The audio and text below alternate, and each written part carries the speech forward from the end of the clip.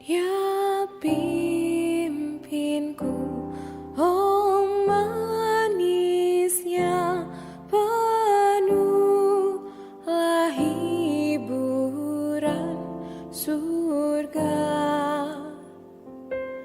Apa, kapan, mana saja dipimpin oleh tangannya. Dia pimpinku, dia pimpinku, tangannya selalu pimpinku. Mutlak patuh ku ikut terus, karena tangannya pimpinku. Kadang terasa derita, kadang terasa gembira, lancar atau badai ombak, tetap dipimpin tangannya. Dia pimpinku, dia pimpinku, tangannya selalu pimpinku. Mutlak patuh ku ikut terus, karena tangannya pimpinku.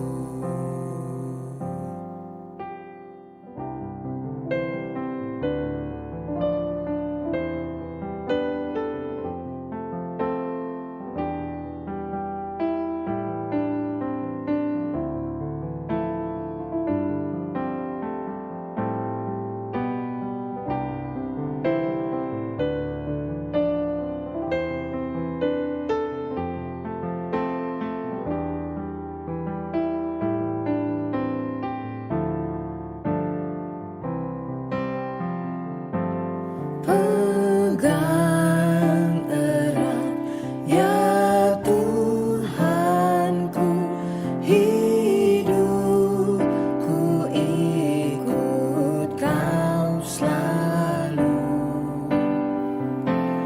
Bahagia susah terserahmu, asal tanganmu pimpinku.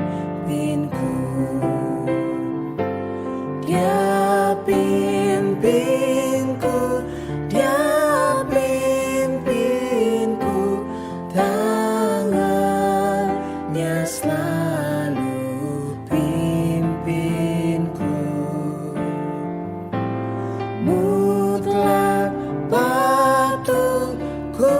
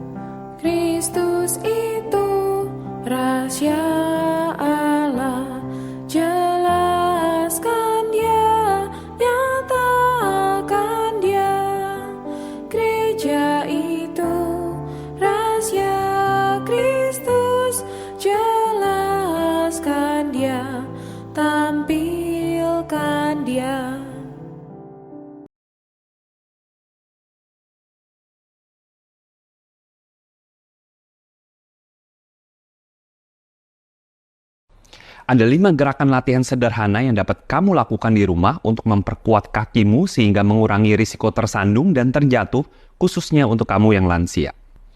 Yang pertama, wall squat. Berdiri senderan di tembok, kemudian perlahan-lahan turunkan punggungnya, menyusuri tembok. Kalau belum kuat terendah, tidak apa-apa, atur sekuatnya. Coba tahan 20-30 detik, kemudian ulangi 2-3 sets. Kedua, sit to stand. Gunakan kursi dan dempetkan ke tembok agar aman. Lalu mulai duduk dan berdiri, tangan bisa di samping, bisa juga di depan. Ketiga, calf raise. Ini untuk melatih kekuatan betismu. Coba dulu 2 kaki, bisa sambil pegangan kursi atau tembok. Kemudian kalau sudah bisa, maka coba 1 kaki. Keempat, high knee. Latihan ini penting banget biar kamu tidak mudah tersandung. Pegangan tembok atau kursi kalau tidak seimbang. Coba angkat kaki pahamu setinggi yang kamu mampu. Lakukan silih berganti kanan dan kiri. Kelima, single leg stance. Nah, ini latihan untuk memperbaiki kemampuan keseimbanganmu. Coba latihan berdiri dekat tembok biar lebih aman. Nah, demikianlah 5 latihan sederhana yang dapat kamu lakukan sendiri di rumah setiap harinya. Yuk dicoba. Jangan sampai penglihatan kalian seperti ini ya. Ini adalah contoh penglihatan yang normal dan yang ini ada penyempitan lapang pandang penglihatan. Tapi bukan disebabkan karena ada kotoran di mata, tapi karena glaukoma. Glaukoma ini terjadi karena ada peningkatan cairan di dalam bola mata yang akhirnya menyebabkan peningkatan tekanan pada bola mata yang akhirnya merusak saraf penglihatan dan berujung pada kebutaan. Glaukoma ini ada beberapa faktor resiko penyebabnya, yaitu yang pertama usia lebih dari 60 tahun, yang kedua mempunyai keluarga dengan riwayat glaukoma, yang ketiga mempunyai riwayat penyakit kronis seperti diabetes, hipertensi, dan jantung, yang keempat ada pernah cedera mata atau operasi mata, dan yang kelima ada penggunaan obat tetes mata dalam jangka waktu yang lama. Kalau sudah ada tanda-tanda seperti ini, kalian harus berhati-hati dan langsung segera ke dokter ya. Dok, di kebersamaan saat ini dok, kita ini akan bahas mengenai bagaimana atur piring makan agar gula darah tidak melonjak tinggi. Wah, ini kalau atur pola makan dengan piring di depan kita ini bagaimana dok caranya ngaturnya dok? Ya, kita makan harus kenyang kan. Ya, karena kalau tidak kenyang ngemil lagi. Yang jahat tuh ngemil. Jadi makan, kita tahu habis makan 5-6 jam kemudian perlu makan lagi. Karena ini si metabolisme itu sudah selesai tugasnya, kerjanya, makan lagi. Jadi jaraknya itu 5-6 jam, 6 jam lah.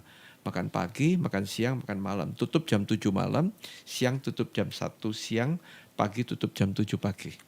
Ya. Nah, makan pagi, makan siang, makan malam. Pagi makan kayak raja. Makan banyak karena habis makan banyak kerja, banyak gerak. Makan siang kayak pangeran. Ya. Karena siang banyak makanan luar, makanan enak. Makan malam juga demikian. Makan seperti orang miskin, habis makan naik tempat tidur. Nonton TV, main handphone. Tidak bekerja. Nah, sekarang ngatur piring. Piring harus ada karbo, protein, lemak, dan fiber. Karbohidrat, tepung-tepung, seberapa jam jadi gula. Protein, cari yang rendah lemak supaya tidak terjadi gangguan pada ginjal, pada jantung, pada stroke. Lemak, ada lemak baik, lemak jahat kan, kita buang lemak jahatnya. Cari fiber sayur. Karena habis makan kita banyak duduk, orang-orang kantoran, sayurnya banyakin.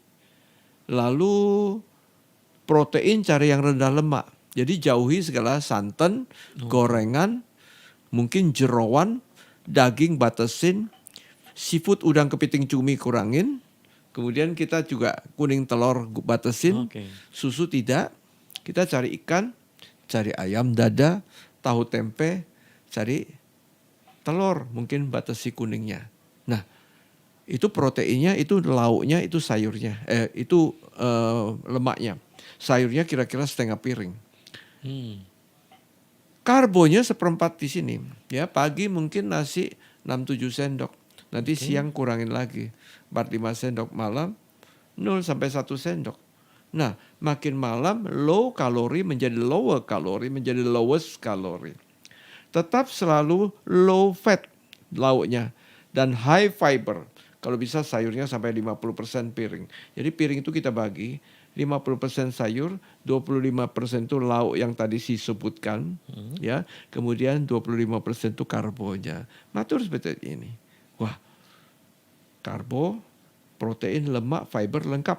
Tapi high fiber, low fat, and low calorie. Sehat, Iya. bulan nggak akan naik.